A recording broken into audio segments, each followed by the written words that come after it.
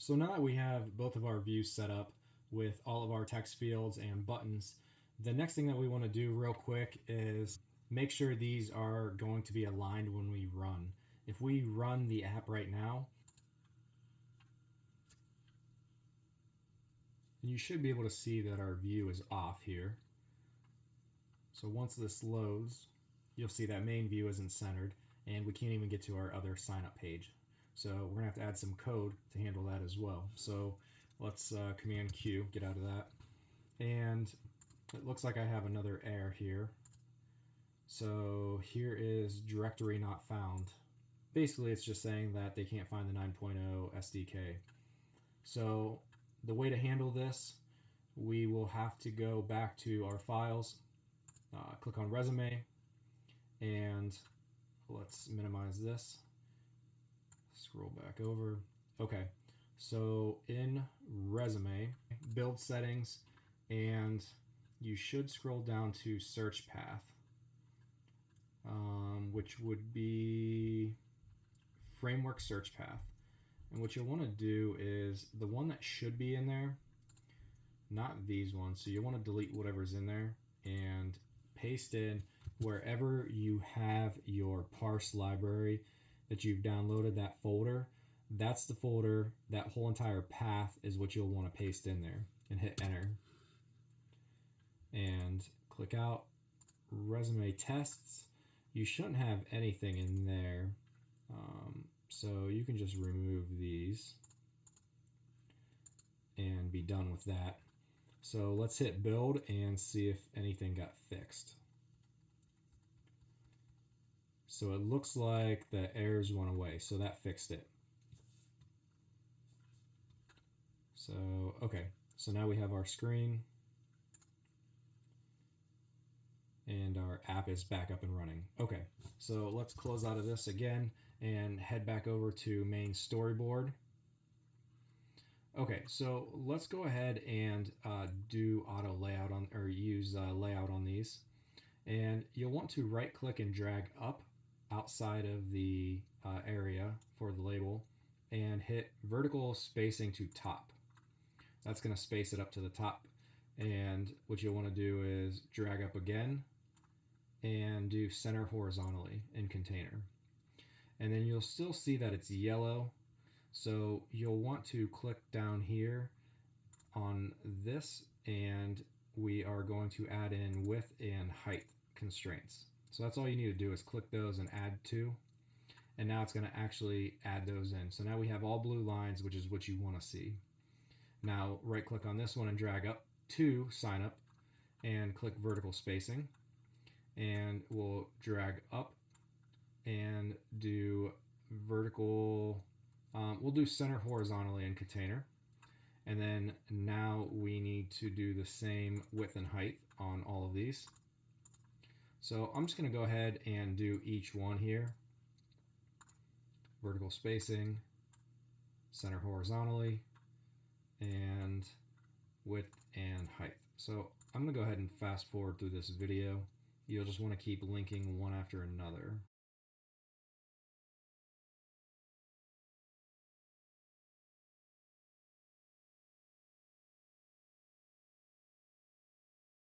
And now we have all of our fields set. So don't forget about the label. Make sure you guys have set that. And you should see blue lines on all for the constraints. Everything should be centered horizontally. It should be vertical spaced to the next object in front of it. And the width and height constraint should be applied to all of them. So that's our sign up. So let's go to sign in, and we're going to do the same thing.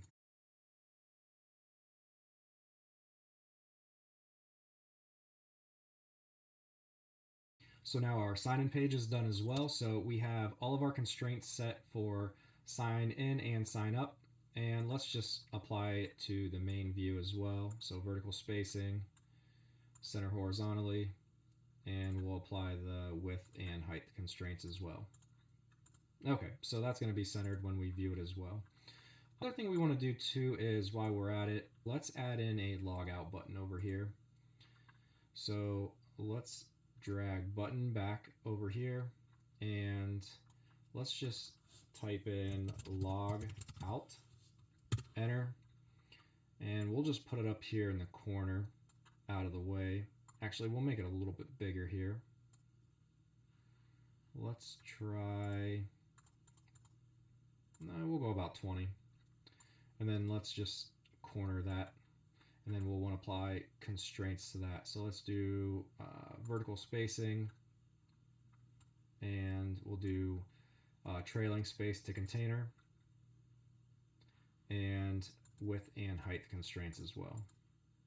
And they should all be blue. Okay, great. So now that's working. So the next thing that we want to do is actually start adding in our code.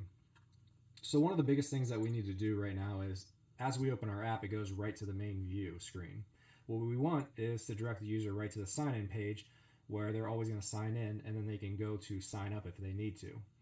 So in order to do that, let's go into our main view controller, and we're going to be adding some code in here. So this did receive memory. We can just space this down to the bottom. We could even delete it if we wanted to. I'm not going to be using it in this tutorial right now. So I'll tell you what, let's just remove it anyways, because I'm not going to use it. It's just going to be in the way.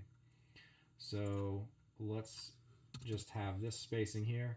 Now we'll start off with view.Did.Load. We actually want to get rid of this one because this actually caused me some errors later on in our development of this app. So I'm going to replace this. So we're going to delete it.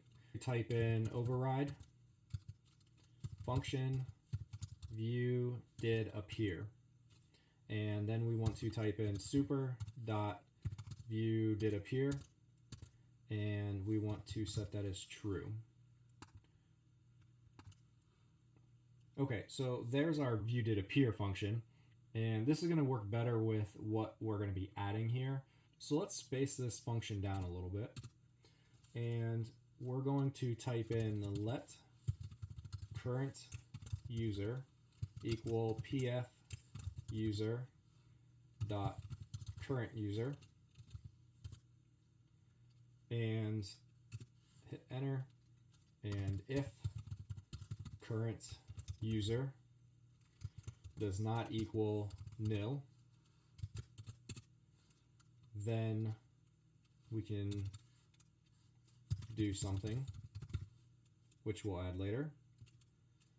Else we will want to perform a segue. So we'll type in self.perform segue with identifier, and then we're going to skip over identifier and add in the sender, which is going to be self, and hit tab.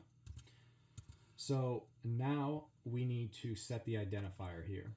So the identifier is going to be our segue. So let's go back and add that in storyboard. So our main view here, let's zoom out a little bit. So our main view, we need a way to get from here to the sign-in screen. So let's right-click and drag, and we are going to present modally again. So now what we need to do is name this segue here. So let's click on it, and we're going to see over here we have identifier field. This is where we're going to name it. So we want to name it, let's say go sign in as our identifier. Enter. And then let's go back to our main view controller, and we'll do quotes and go sign in. So now this is going to perform this segue if there is not a current user.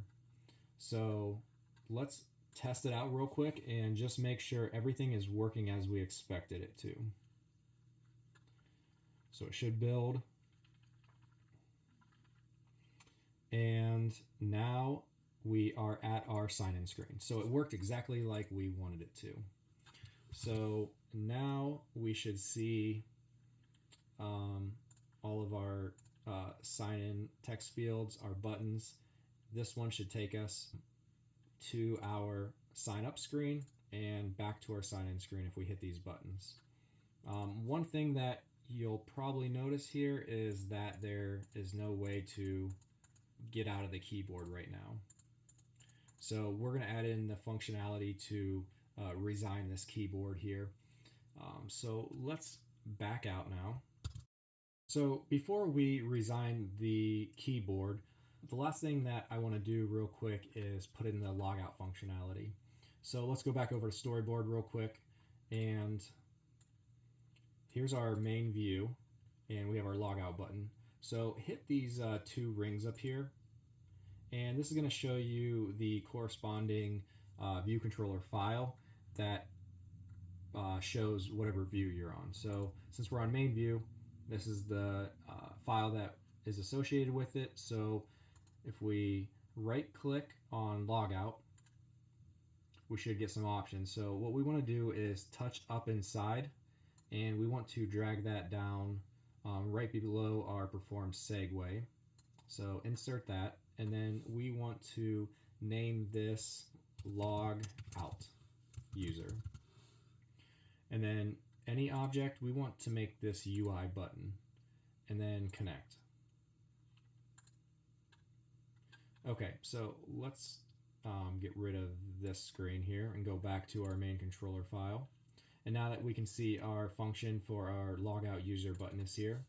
So let's space down a little bit and do pf user dot logout.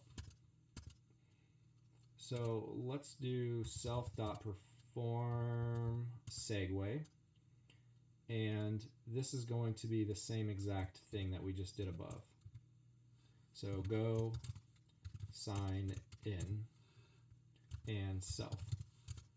Okay, so it's going to do the same thing. When you log the user out, it's going to take away their current user status, and then it's going to put you right back to the sign-in screen.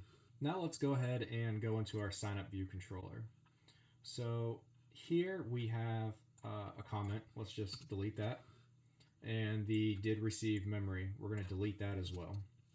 Okay, so now that we have our sign-up view controller class, what we want to add up top here is UI text field delegate and UI alert view delegate. So those are the three that we want to have up top: UI view controller, text field delegate, and UI alert view delegate. So with those added, what we want to do is create the outlets for our text fields. So let's go back over to our main storyboard and go over to sign up. So let's minimize this and click on the two rings again. And it looks like it's not giving me my file, so let's click over here and we'll just click back. Okay, so there it is. Gotta love the betas. So, all right, now we need to space down our viewDidLoad function and make room for our text fields. So what we want to do is right click and drag right into our file, and we want to name this first one first name. As a UI text field, weak is fine, and we can connect. So that's going to create our IB outlet for our first text field, and our variable is first name. So we want to do that for each one after. So let's do last name, connect, and I'd like to line them up right under each other. This one will be username, connect, and then this one will be user email, connect, and the one under that will be password,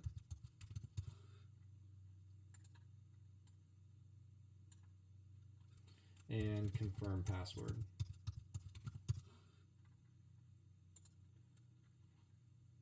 And I'm going to get rid of this space here. Okay, so now we have all of our text fields and all of our variables named already. The other thing that we want to do is create the outlet for our label. So let's add that in here. So we're going to do error label and connect. Okay, so now we have our label. Let's click on our sign up button. So right click and find touch up inside. and drag that over. And we're going to call this one sign up touched.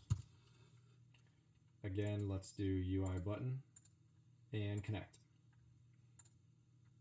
So now we added our sign up button function here, and what we want to do real quick is in our view did load, let's just erase this comment and add in our variables that we declared up top. So let's do first name dot delegate equals self. And we're just delegating the variable to itself so that when the user updates information, it's just going to reassign that back to the variable. So we're going to do it for each one here. So now I've delegated all the variables to themselves. The keyboard, we're going to add in a function to resign that when the user touches anywhere else on the background area. That way we can resign the keyboard and it doesn't stay up. So add in override function touches began, and the code we're going to be adding for that is just self.view.end editing, and we're going to force it as true, and that should be it. So this is just saying resign the view and end editing when touches begin in the background. So very simple there. So now we have our basic variables in our sign up view controller. So we want to do the same thing in sign in. So let's click over on sign in, and we'll want to add in these variables as well. So let's delete this override and space down the view did load and drag over, and we're going to do username connect and password. Okay, so now we have those two added. Let's add in our sign in button. We'll do touch up inside again and drag over, and this will be sign in touched, and make it a UI button again and connect. So now we have our button function here as well. And let's not forget the label. So we're going to drag that over as well, and we're going to put error label and connect.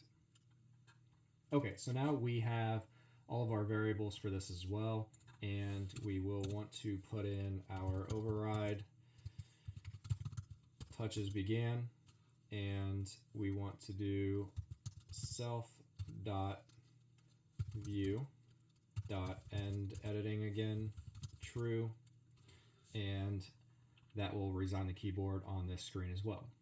So now we have variables set up in both of the sign in and sign up view controllers, and the next step that I want to do is start adding our models in.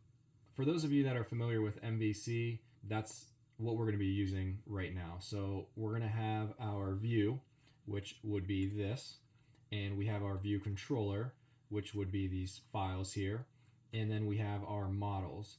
So basically our model holds all of our data and tells the view controller what to do and controls all the functions, and then the view controller responds that information back to the view for the user to finally see.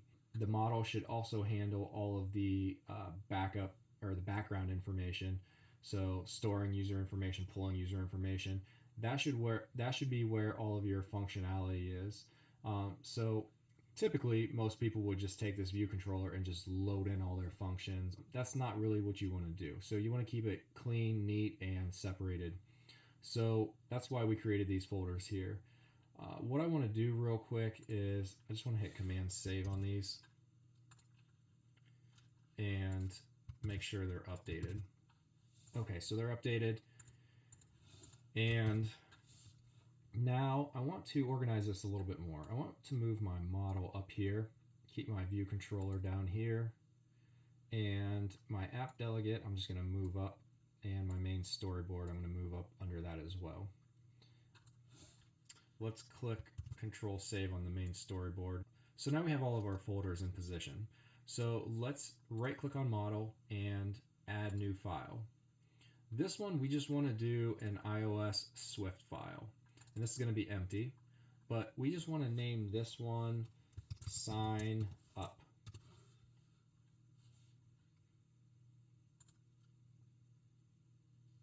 So you can get rid of this import foundation. We don't really need that. What we want to start with is a class. So let's do class and sign up. And we're going to add NS object. So the next thing that we want to do is set all of our variables again and initialize them. So we're going to be typing in each variable. We're going to start off with var and then first name, and that is going to be string, and we're going to put question mark because it's an optional. Optionals mean that this can possibly return nil and be empty. So we want this to be a question mark because we're not sure if the user is actually going to fill this variable in or not. And you're just going to do the same thing for each variable that we created on the view controller. Now that we created all of our variables as optional strings, the next thing we have to do is actually initialize them. So we're going to call init, and we have to retype in some new variable names. So we're going to type in fname, and that is going to be a string, and lname, and the same thing as a string. And we're going to just keep doing this all the way across, just basically shortened versions of what we have up top. Now we have all of our variables redeclared here in our initializer. We'll want to add the curly braces and enter, and then we're going to initialize them by saying self dot first name equals fname, and then enter, and we're just going to do this for all of them again. So last name equals lname. So now we have initialized all of the variables. So the next thing that we want to do is we're going to be adding a lot of different functions in this model. So below this, what we're going to do is we're going to start checking all of our text fields. So we're going to check our text fields and put in all the functionality to make sure they're not empty, to make sure everything is on par with what we're expecting the user to be typing in.